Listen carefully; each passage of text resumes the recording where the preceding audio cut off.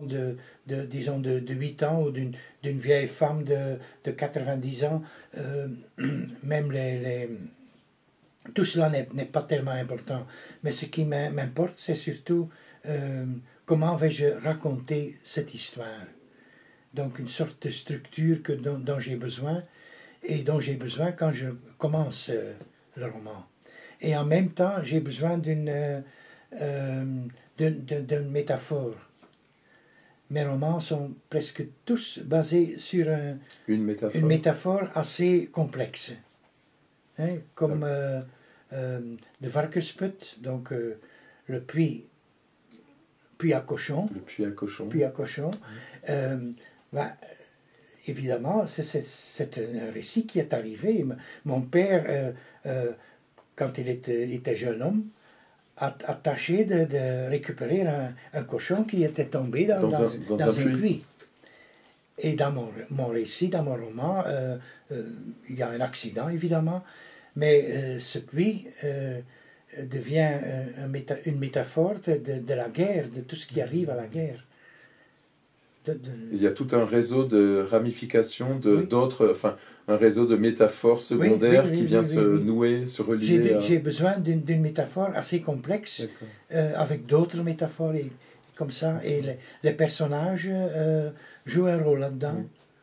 Et est-ce que le choix, parce que le choix de la narration donc est très important dans chaque livre, il varie aussi en fonction des livres, les choix que vous faites, parce que je crois qu'il y a des romans où on trouve même il y a un je, un tu, un il. Oui, des fois ça m'arrive. Mais ça, vous le déterminez à l'avance, en même temps qu'une métaphore qui va vous servir au départ, ou ça change souvent. Ça change en cours d'écriture. En cours de route, oui.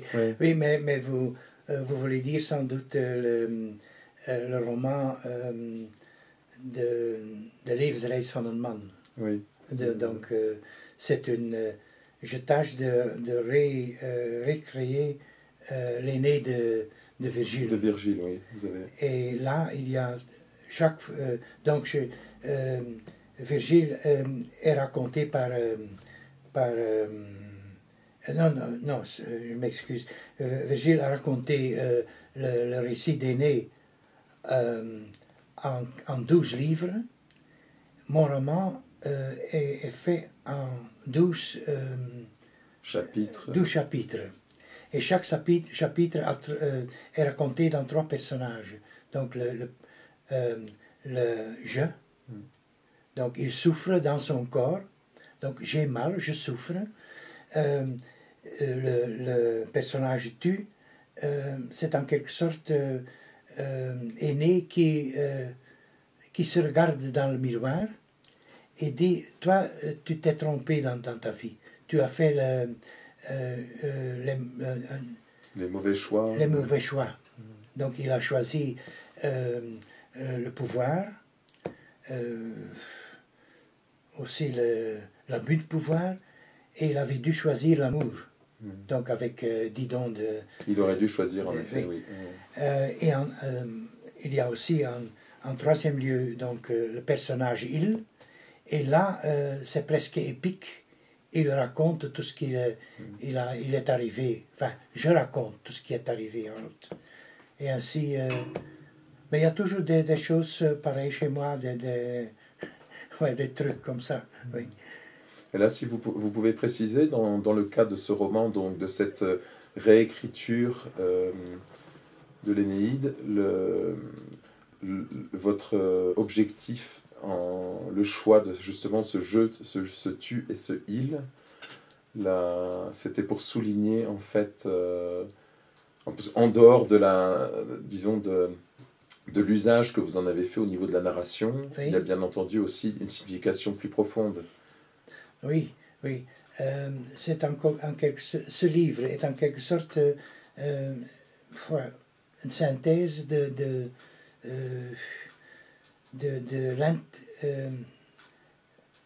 l'introversion et l'extraversion. Car j'ai commencé comme auteur avec des livres assez introvertis. Introverti. Oui. entre autres donc Steen des Anstoots, donc mon autobiographie, qui était très Introverti, un livre introverti. Et dans le livre d'Aîné, le personnage je et tu sont un exposé en quelque sorte de cette introversion. Tandis que il est beaucoup plus épique. Il y a le lyrisme de je et tu et l'épique du personnage il. Donc pour vous, c'était aussi à une époque où vous avez essayé d'échapper à une écriture trop introvertie. J'ai tâché d'exprimer cela dans le livre, oui. Et en même temps, c'est donc au début, le personnage est jeune, très jeune. À la fin, il meurt. Mais ce sont vraiment les 12 dernières heures de sa vie que je décris. Et à la fin, il meurt. Mais, comment dire, il renaît en quelque sorte. Sa mort est en quelque sorte une renaissance, mais c'est une renaissance du mythe. Et tout le temps, donc, tout le livre, il a tâché d'éviter ce mythe.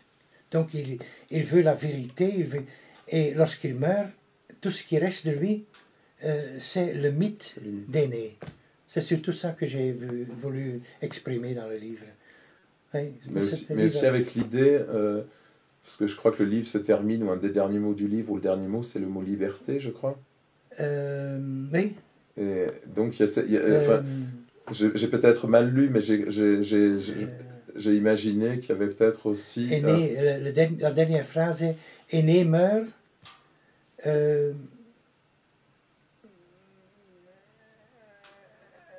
Aîné est rené à jamais. Je meurs, je suis libre. Je suis libre. Oui. Avec Ben Vrai. Donc la mort et la liberté pour lui. Oui. Il est libre Mais est-ce que pour vous, la liberté, ce n'est pas l'écriture? Parce que on retrouve dans certains de vos livres cette thématique de l'homme qui est toujours déterminé par certaines structures, et de l'homme qui est incapable de liberté, en fait. Mais je me demande si d'une certaine façon... Il a une grande aspiration vers la liberté, mais ça ne réussit pas. Ne réussit pas. Non. Même par l'écriture, pour vous, c'est pas votre... Je sais pas, peut-être. Non, Là, je tâche. C'est votre quête permanente de liberté qui se traduit... Mais j'ai toujours eu l'impression que je n'étais pas libre. Je voulais être... toute ma vie, j'ai voulu vivre de ma plume, en quelque sorte. Mais je devais travailler, je devais donc... et ici, ce n'est pas tellement simple de vivre de sa plume, évidemment. Et j'avais 4 enfants, c'était difficile, mais ça arrivait quand même, de cette façon-là. Oui. Mais ça se trouve bien dans mes livres, oui. Oui. C'est cette aspiration vers une liberté totale, qui est impossible, qui n'est pas à atteindre. Qui est au-delà de la mort, peut-être. Oui, peut-être. Oui. Car la vie n'est pas facile non plus. Hein? Et en ce sens-là, la mort, c'est se libérer de la vie aussi. Mais... Donc on a évoqué rapidement donc l'Énéide. On peut parler aussi la mythologie, les thèmes mythologiques reviennent souvent, dans vos livres. Oui. Mais est-ce que vous essayez toujours de les marier à d'autres éléments? Ça peut être avec des éléments soit chrétiens, soit de la modernité, soit d'autres cultures, parce que vous avez aussi écrit beaucoup sur d'autres cultures, en particulier, vous l'avez évoqué, les choses d'Amérique latine, où vous avez écrit des livres sur des romans qui traitent des Aztèques, des Incas, des Mayas.